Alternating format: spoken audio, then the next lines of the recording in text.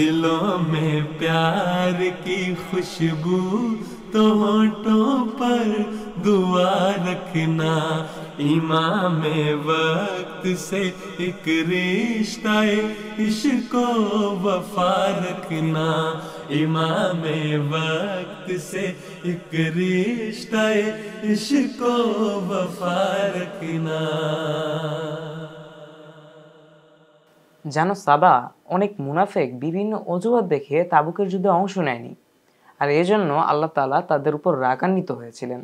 হ্যাঁ, মহানবী সাল্লাল্লাহু আলাইহি সাল্লাম তো তাদের জানাজা পড়াতে অস্বীকৃতি জানিয়েছিলেন, কিন্তু কয়েকজন লোক যারা তওবা করেছিলেন আল্লাহ তাদের তওবা গ্রহণ করেছিলেন। আচ্ছা, তোমরা কি তাবুকের যুদ্ধ নিয়ে আলোচনা করছিলে? জি ওস্তাদ জি। ঠিক আছে, মূল খুতবা নিয়ে আলোচনার পূর্বে চলো আমরা আমাদের বন্ধুদের সাথে যুক্ত করে নিই। আসসালামু আলাইকুম ওয়া রাহমাতুল্লাহি ওয়া বারাকাতুহু। ছোট বন্ধুরা, আশা করছি তোমরা সবাই অনেক অনেক ভালো আছো। আর তোমাদের জন্য আমাদের এই আয়োজন ছোটদের জন্য হুজুরের খুতবা অনুষ্ঠানটি নিয়মিত মনোযোগ সহকারে দেখছো। আজকে আমরা হুজুরের গত 28শে নভেম্বর 2025 তারিখের খুতবাটি নিয়ে আলোচনা করব। আলোচনার জন্য আমাদের সাথে আছেন সাবাউদ্দিন ভুঁইয়া আর ফারেস হোসেন। আসসালামু আলাইকুম ওয়া রাহমাতুল্লাহি ওয়া বারাকাতুহু। ওয়ালাইকুম আসসালাম ওয়া রাহমাতুল্লাহি ওয়া বারাকাতুহু। বন্ধুরা, এতক্ষণে নিশ্চয়ই তোমরা বুঝে গেছো যে আমরা তাবুকের যুদ্ধ নিয়ে আলোচনা করছিলাম, যে যুদ্ধের শুরুতেই হুজুর মুনাফিকদের এমন একটা দলের কথা উল্লেখ করেছেন যারা মুহাম্মদ সাল্লাল্লাহু আলাইহি ওয়াসাল্লামের সাথে যুদ্ধে অংশগ্রহণ করেন নাই, আর মুহাম্মদ সাল্লাল্লাহু আলাইহি ওয়াসাল্লামের কাছে বিভিন্ন অজুহাত প্রেরণ করলে মুহাম্মদ সাল্লাল্লাহু আলাইহি ওয়াসাল্লাম তাদের অজুহাত গ্রহণ করেছিলেন। কিন্তু এমন কয়েকজন ব্যক্তি ছিল যারা মুহাম্মদ সাল্লাল্লাহু আলাইহি ওয়াসাল্লামের কাছে সত্য উপস্থাপন করলে মুহাম্মদ সাল্লাল্লাহু আলাইহি ওয়াসাল্লাম তাদের ব্যাপারটি আল্লাহ তাআলার হাতে ন্যস্ত করেন। আর খুতবার একেবারে শেষে গিয়ে তিনজন প্রয়াত ব্যক্তির স্মৃতিচারণ করেছেন। আমরা পুরো খুতবা নিয়ে আলোচনা করব, আরও নতুন নতুন বিষয়গুলো জানার চেষ্টা করব, কিন্তু তার আগে চলো আমরা হুজুরের খুতবার একটা বিশেষ অংশ দেখে আসি। हज़रत काब कहते थे, आखिर मैं मस्जिद में पहुंचा, क्या देखता हूं कि रसूलुल्लाह सल्लल्लाहु अलैहि वसल्लम बैठे हैं, आपके इर्द गिर्द लोग हैं। हज़रत तलहा बिन उबैदुल्ला मुझे देखकर मेरे पास दौड़े आए और मुझसे मुसाफा किया और मुबारक दी। मुहाजिरीन में से इसके सिवा बाखुदा कोई शख्स भी मेरे पास उठकर नहीं आया, और तलहा की ये बात मैं कभी भी नहीं भूलूँगा। और हज़रत काब कहते थे कि जब मैंने रसूलुल्लाह सल्लल्लाहु अलैहि वसल्लम को अस्सलामु अलैकुम कहा तो रसूलुल्लाह सल्लल्लाहु अलैहि वसल्लम ने फरमाया, और आपका चेहरा खुशी से चमक रहा था, कि तुम्हें बशारत हो नहायत ही खुश अच्छे दिन की, उन दिनों में से जब से तुम्हारी माँ ने तुम्हें जाना तुम पर गुजरे हैं। कहते थे, मैंने पूछा, या रसूलुल्लाह सल्लल्लाहु अलैहि वसल्लम, क्या ये बशारत आपकी तरफ से है या अल्लाह की तरफ से? आपने फरमाया, नहीं, बल्कि अल्लाह की तरफ से। रसूलुल्लाह सल्लल्लाहु अलैहि वसल्लम जब खुश होते तो आपका चेहरा ऐसा रोशन हो जाता कि गोया वो चाँद का टुकड़ा है, और हम इससे आपकी खुशी पहचान लिया करते थे। जब मैं आपके सामने बैठ गया, मैंने कहा, या रसूलुल्लाह सल्लल्लाहु अलैहि वसल्लम, मैं इस तौबा के कबूल होने के दिवस अपनी जायदाद से दस्तबरदार होता हूँ, अल्लाह और उसके रसूल की खातिर सदका होगी। रसूलुल्लाह सल्लल्लाहु अलैहि वसल्लम ने फरमाया, अपनी जायदाद में से कुछ अपने लिए भी रखो, क्योंकि ये तुम्हारे लिए बेहतर है। मैंने कहा, अपना वो हिस्सा रख लेता हूँ जो खैबर में है। मैंने कहा, या रसूलुल्लाह, अल्लाह ने मुझे सिद्क की वजह से निजात दी, और मेरी तौबा में से ये भी है कि मैं हमेशा सच ही बोला करूँगा जब तक कि मैं ज़िंदा रहूँगा, क्योंकि अल्लाह की कसम मैं मुसलमानों में से किसी को नहीं जानता कि अल्लाह ने उसको सच्ची बात कहने की वजह से इस खूबी के साथ आजमाया हो जिस खूबी से मेरी आजमाइश की है। इस वक्त से कि मैंने रसूलुल्लाह सल्लल्लाहु अलैहि वसल्लम से असल वाक़या बयान किया, मैंने जब से रसूलुल्लाह सल्लल्लाहु अलैहि वसल्लम से ये बात बयान की, मैंने आज तक अमदन झूठ नहीं बोला, और मैं उम्मीद रखता हूँ कि अल्लाह आइंदा भी जब तक ज़िंदा रहूँ मुझे महफूज रखेगा। বন্ধুরা, আমরা এতক্ষণ হুজুরের খুতবার একটা চুম্বক অংশ দেখলাম, কিন্তু আমি বারংবার তোমাদের স্মরণ করাই, আমাদের কিন্তু হুজুরের খুতবার পুরোটা মনোযোগ সহকারে দেখতে হবে। যদি আমরা মনোযোগ সহকারে না দেখি তাহলে যেমন খুতবার বিষয়বস্তু বুঝবো না, একই রকমভাবে খুতবা দেখতে গিয়ে খেয়ে হারিয়ে ফেলবো, বুঝতে গিয়ে খেয়ে হারিয়ে ফেলবো। আর আমাদের এই অনুষ্ঠান হচ্ছে তোমাদের জন্য হুজুরের খুতবাকে আরেকটু সহজভাবে উপস্থাপনের একটা মাধ্যম মাত্র। আচ্ছা, গত শুক্রবারের খুতবায় হুজুর 4 ধরনের ব্যক্তিদের কথা বলেছেন যারা হযরত মুহাম্মদ সাল্লাল্লাহু আলাইহি ওয়াসাল্লামের সাথে যুদ্ধে অংশগ্রহণ করেন নাই। তোমাদের কি মনে আছে তারা কারা? জি ওস্তাদ জি। আচ্ছা, তাহলে কে শোনাবে আমাকে? ওস্তাদ জি, আমি শুনাই। বলো। প্রথম দল ছিল সেই সৌভাগ্যবান মানুষের দল যারা মহানবী সাল্লাল্লাহু আলাইহি সাল্লামের নির্দেশে মদিনায় রয়ে গেছিলেন। আচ্ছা সাবা, তুমি কি আমাকে বলতে পারবে তাদের মধ্যে থেকে একজনের নাম কি ছিল? তাদের মধ্যে থেকে একজনের নাম ছিল হযরত আলী রাদিয়াল্লাহু তাআলা আনহু। ঠিক। আর দ্বিতীয় দলের ব্যক্তিরা কারা ছিলেন? দ্বিতীয় দলের ব্যক্তিরা ছিল অভাবী ও শারীরিকভাবে অসুস্থ, যারা যাদের তওবা আল্লাহ কবুল করেছিলেন। আর দ্বিতীয় এমন দলের লোক ছিলেন যারা অনেক ইচ্ছা থাকা সত্ত্বেও হযরত মুহাম্মদ সাল্লাল্লাহু আলাইহি সাল্লামের সাথে যুদ্ধে অংশগ্রহণ করতে পারেন নাই। তাদের যা বাহনের কমতি ছিল, আর তাদের মধ্যে থেকে অনেকেই অসুস্থ ছিলেন। এই সব কিছুর কারণে হযরত মুহাম্মদ সাল্লাল্লাহু আলাইহি সাল্লাম এই কথা পর্যন্ত বলেছিলেন যে তাদের দোয়া আমাদের এই অস্ত্রের চেয়ে বেশি শক্তিশালী। আর তারা কতই সৌভাগ্যবান ব্যক্তি, তাই না? জি ওস্তাদ জি। আর আরেকটি দল ছিল যারা মুনাফিকের দল, এবং তাদের প্রতি আল্লাহ তাআলা অনেক নারাজ হয়েছিলেন। ঠিক বলেছো, আল্লাহ তাআলা এই মুনাফিকদের উপর নারাজ হয়েছিলেন। আর হযরত মুহাম্মদ মুস্তাফা সাল্লাল্লাহু আলাইহি ওয়াসাল্লামকে এই নির্দেশনা প্রদান করেছিলেন তাদের জন্য দোয়া করবে না, তাদের কবরে জানাজা পড়বে না, তাদের কাছ থেকে কোনো রকম আর্থিক সাহায্য নেবে না, এমনকি তাদেরকে পরবর্তীতে কোনো অভিযানের সাথে নেবে না। আচ্ছা, এই চতুর্থ দল কারা ছিল এটা কি তোমাদের মনে আছে নাকি? জি ওস্তাদ জি। আচ্ছা সাবা বলো তো। চতুর্থ দল ছিল সেই ধরনের লোক যাদের সামর্থ্য ছিল কিন্তু তারা তাও তাবুকের যুদ্ধে অংশগ্রহণ করেনি। ঠিক বলেছো। আমরা এটা নিয়ে আরও আলোচনা করব, আরও নতুন নতুন অনেক কিছু জানার চেষ্টা করব, কিন্তু তার আগে চলো আমরা আমাদের বন্ধুদের পাঠানো ভিডিও বার্তাগুলো দেখে আসি, ঠিক আছে? গত খুতবায় হুজুর বলেন, গাজওয়া তাবুক থেকে মদিনায় ফেরার পথে ঘটে যাওয়া ঘটনাগুলো। হুজুর বলেন, যারা যুদ্ধে যোগদান দেয়নি তারা মহানবী সাল্লাল্লাহু আলাইহি ওয়াসাল্লামের কাছে এসে মিথ্যা কসম ও অজুহাত প্রদান করেন, কিন্তু আল্লাহ তাআলা তাদেরকে প্রত্যাখ্যান করেন। হুজুর খুতবায় বলেন, 80 জন মুনাফিক হযরত মুহাম্মদ সাল্লাল্লাহু আলাইহি ওয়াসাল্লামের কাছে বাহানা প্রস্তাব করেন, তারা হযরত মুহাম্মদ সাল্লাল্লাহু আলাইহি ওয়াসাল্লাম তাদের বাদ নেন। গত শুক্রবার হুজুর জুমার খুতবায় তাবুকের যুদ্ধের সফর সম্পর্কে ব্যাখ্যা দিয়েছেন। হুজুর বলেন, কোনো কোনো মুনাফিক যুদ্ধে না যাওয়ার জন্য অস্বীকৃতি জানিয়েছিল এবং মুনাফিকরা যুদ্ধে না যাওয়ার জন্য অজুহাত খুঁজেছিল। তাবুক যুদ্ধ থেকে মহানবী সাল্লাল্লাহু আলাইহি ওয়াসাল্লাম ফিরে এসে মসজিদে প্রথমে 2 রাকাত নফল নামাজ আদায় করেন।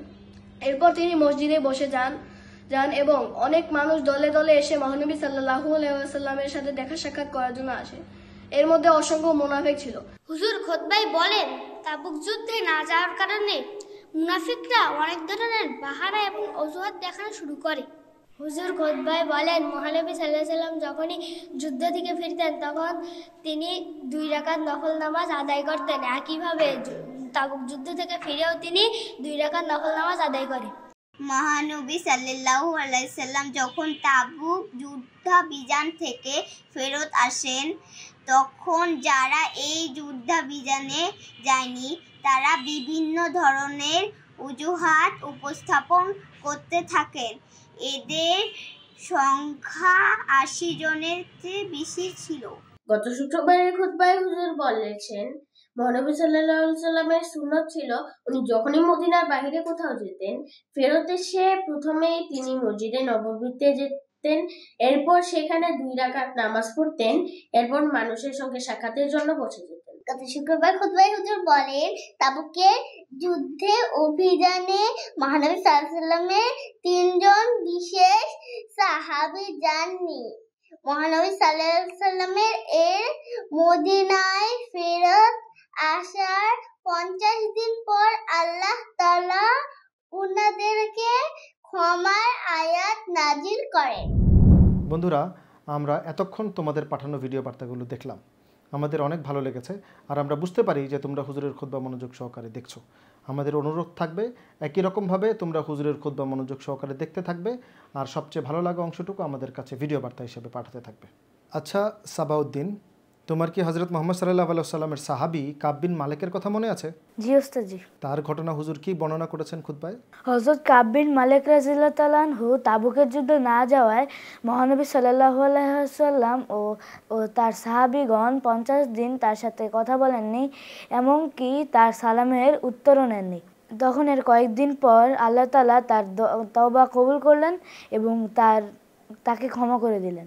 ওস্তাদ জি, আমিও খুতবায় শুনেছিলাম, কিন্তু শুধু হযরত কাব বিন মালিক রাদিয়াল্লাহু তাআলা না, আরও 2 জন ছিলেন। আচ্ছা ওস্তাদজি, মুনাফেকরা তো তাবুকের যুদ্ধে অংশগ্রহণ করেননি এবং মহানবী সাল্লাল্লাহু আলাইহি ওয়াসাল্লাম তাদের জানাজাও পড়াননি, কিন্তু হযরত কাব বিন মালিক রাদিয়াল্লাহু তাআলা আনহুকে কেন ক্ষমা করে দেওয়া হয়েছিল? খুব চমৎকার একটা প্রশ্ন করলে ফারেস। দেখো, হজরত কাব বিন মালিক রাদিয়াল্লাহু তাআলা আনহু হজরত মুহাম্মদ সাল্লাল্লাহু আলাইহি ওয়াসাল্লামের এমন একজন নৈকট্যভাজন সাহাবী ছিলেন যিনি শুধুমাত্র বদর এবং তাবুকের যুদ্ধ ছাড়া প্রত্যেকটা যুদ্ধে হজরত মুহাম্মদ সাল্লাল্লাহু আলাইহি ওয়াসাল্লামের সঙ্গ দিয়েছেন, মুহাম্মদ সাল্লাল্লাহু আলাইহি ওয়াসাল্লামের সাথে লড়াই করেছেন। কিন্তু এই যুদ্ধে নিছক অলসতা ওনাকে পিছনে রেখে দিয়েছিল। আল্লাহ তাআলা ওনাকে স্বাচ্ছন্দ্য দিয়েছিলেন, সচ্ছলতা দিয়েছিলেন।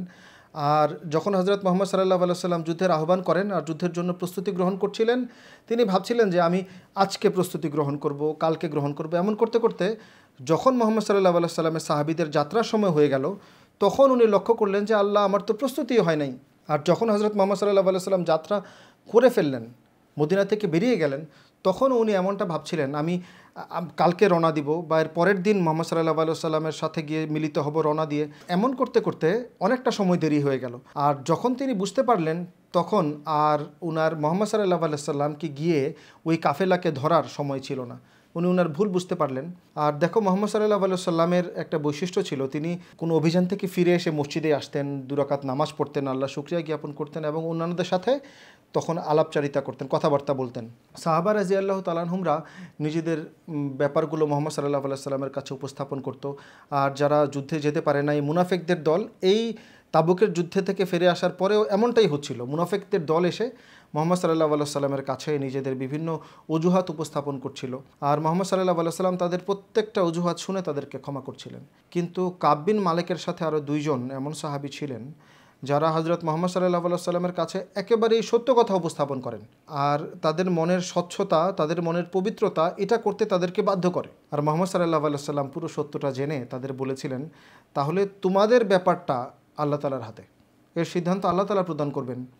আর একটা দীর্ঘ সময় তাদেরকে বয়কট রাখার পর, এই যে এই বয়কটের কথাটা বললাম না, এই রীতি হজরত মুহাম্মদ সাল্লাল্লাহু আলাইহি ওয়াসাল্লাম প্রদত্ত। আর একমাত্র বর্তমানে আহমদিয়া মুসলিম জামাত, যেখানে এই ইখরাজে নিজাম, এই বয়কটের রীতি প্রচলিত আছে। তো মূল কথায় আসি। দেখো, কাব বিন মালিক রাদিয়াল্লাহু তাআলা আনহু, উনার ব্যাপারে আল্লাহ তাআলা যখন কোরআনে আয়াত নাজিল করলেন, তখন উনার হৃদয় এমনভাবে প্রশান্ত হলো, একজন সাহাবীর জন্য এর চেয়ে বড় প্রাপ্তি আর কি হতে পারে। সত্য কথা বলেছেন, আল্লাহ তাআলা একটা সময় উনাকে পরীক্ষার মধ্যে রেখেছে এবং তারপর উনার ব্যাপারে পবিত্র কোরআনে আয়াত নাজিল করেছে। অনেক সৌভাগ্যের ব্যাপার না? জি ওস্তাদ জি। বলো তো, আমরা কি শিখলাম? আমাদের কি করতে হবে? আমাদের সর্বদা সত্য কথা বলতে হবে। একদম ঠিক বলেছ। বন্ধুরা, তোমরাও নিশ্চয়ই বুঝতে পেরেছ, আমাদের প্রত্যেকটি অবস্থায় সত্য কথা বলতে হবে।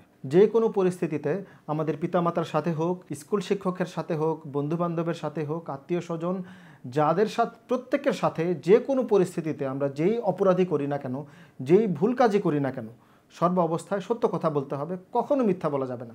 মনে থাকবে তোমাদের? আর তোমাদেরও মনে থাকবে? জি ওস্তাদ জি। ঠিক আছে, জাযাকুমুল্লাহ। বন্ধুরা, দেখতে দেখতে আমরা অনুষ্ঠানের একেবারেই শেষ পর্যায়ে চলে এসেছি। তোমরা যারা এত কষ্ট করে এতক্ষণ আমাদের সঙ্গ দিয়েছো, মনোযোগ সহকারে আমাদের এই প্রোগ্রাম দেখেছো, তোমাদেরকে অনেক অনেক ধন্যবাদ। আর 2 জন প্যানেলিস্টকে ধন্যবাদ জানিয়ে তাহলে আজকের মতো এখানেই বিদায় নিচ্ছি। আসসালামু আলাইকুম ওয়া রাহমাতুল্লাহি ওয়া বারাকাতুহু।